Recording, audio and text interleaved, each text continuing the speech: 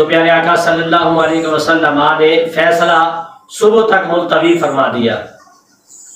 تو اسی رات کو راوی نے ایک خواب میں دیکھا اور بتایا کہ اگر مجھے لوگوں کے یقین نہ کرنے کا خیال نہ ہوتا تو میں کہتا کہ میں سو نہیں رہا تھا بلکہ جاگ ہی رہا تھا۔ جاگتے ہوئے دیکھا کہ ایک شخص جس کے جسم پر 2 سبز رنگ کے کپڑے تھے، اس کے ہاتھ میں ناقوس تھا۔ تو میں نے کہا اے اللہ کے بندے، کیا یہ ناقوس فروخت کرتا ہے؟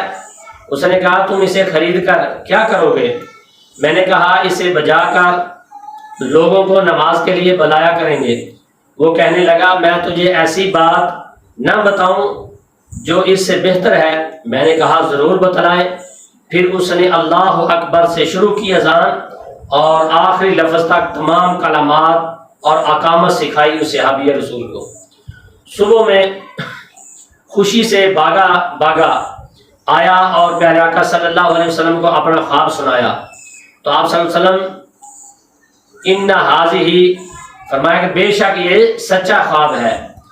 تو انشاءاللہ پھر فرمایا بس تم بلال کے ساتھ کھڑے ہو جاؤ اور اسے بتلاؤ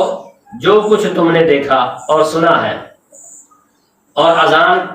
بلال کہے گا کیونکہ اس کی آواز تم سے زیادہ بلند اور زیادہ نرم اور زیادہ شیریں خوبصورت آواز ہے۔ تو سیدنا بلال حبشی رضی اللہ تعالی عنہ کے ساتھ وہ صحابی رسول کھڑا ہو گیا اور اذان کے الفاظ بتانے لگا اور وہ اذان کہنے لگے۔ جب سیدنا بلال حبشی رضی اللہ تعالی عنہ کی اذان سیدنا عمر فاروق رضی اللہ تعالی عنہ نے اپنے گھر میں سنی تو آپ چادر کھینچتے ہوئے یعنی جلدی جلدی بھاگے اور پیارے آقا صلی اللہ علیہ وسلم سے عرض کی یا رسول اللہ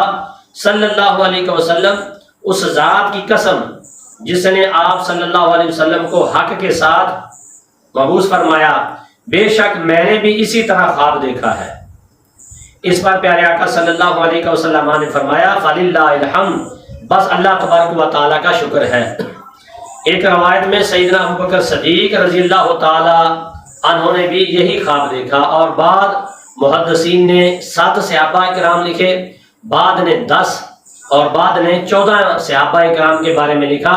کہ انہوں نے بھی ایسا ہی خواب دیکھا تھا۔ بلکہ کبار تابعین سے منقول ہے کہ سیدنا عمر فاروق رضی اللہ تعالیٰ عنہ کے بارے میں پیارے آقا صلی اللہ علیہ وسلم کی بارگاہ میں جب حاضر ہوئے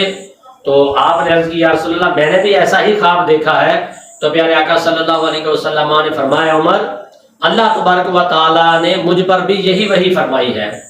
یعنی کہ جبریل علیہ السلام بھی یہی وحی لے کر آئے ہیں کہ یہ اذان کے لفظ ہیں، یہی اذان دی جائے۔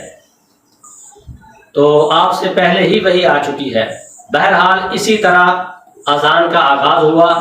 اور پہلی اذان کہنے کا اعزاز اور سعادت سیدنا بلال حبشی رضی اللہ تعالیٰ عنہ کو حاصل ہوئی۔ حدیث شریف میں آتا ہے حضرت سیدنا علی المرتضیٰ شیر خدا رضی اللہ تعالیٰ عنہ سے روایت فرمائی،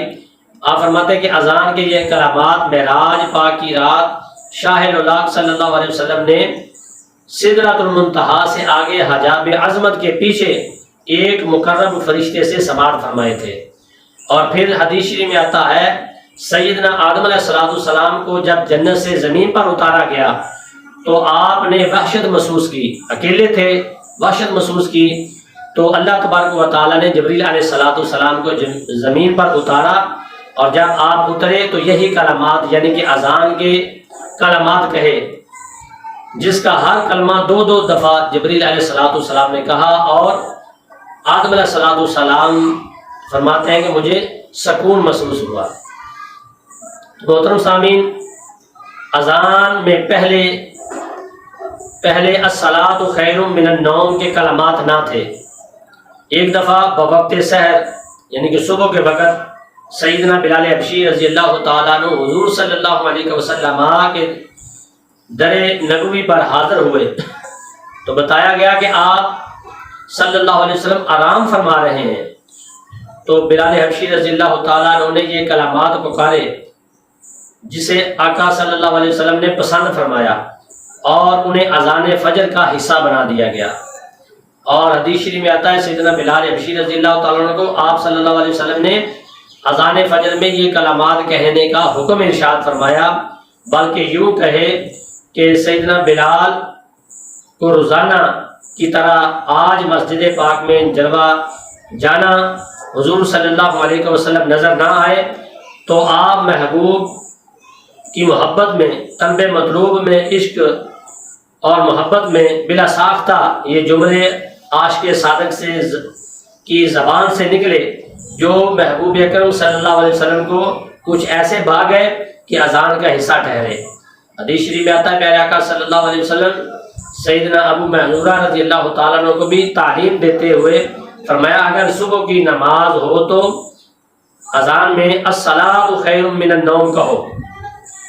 حضرت سیدنا انس رضی اللہ تعالیٰ عنہ نے فرمایا، یہ بات سنت ٹھہری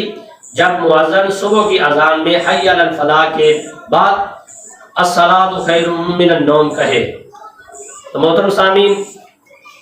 پیارے آقا صلی اللہ علیہ وسلم کی یہ پیاری سنت مبارکہ ہے، اور اس کے فضائلوں میں سے آتا ہے کہ اذان کہنے والے کو جو بے پناہ اجر و ثواب ملتا ہے، اس کے بارے میں پیارے آقا صلی اللہ علیہ وسلم نے فرمایا، مؤذن کی جہاں تک آواز جاتی ہے وہاں تک جس قدر جن و انس خشک و تر جو بھی چیز اس کی آواز سنتی ہے اس کی مغفرت کی دعا کرتی ہے کہ یا اللہ اس بندے کو بخش دے۔ روز محشر اس کے ایمان کی گواہی دے گی وہ چیز۔ دوسری حدیث مبارکہ میں آتا ہے جب مؤذن اذان کہتا ہے تو اللہ تبارک و تعالیٰ اپنا دست قدرت اس کے سر پر رکھتا ہے، اللہ اکبر، اور یوں ہی رہتا ہے یہاں تک کہ مؤذن اذان سے فارغ ہو، اور پھر ہر اس کی مغفرت کر دی جاتی ہے یہاں تک کہ اذان کی آواز پہنچے۔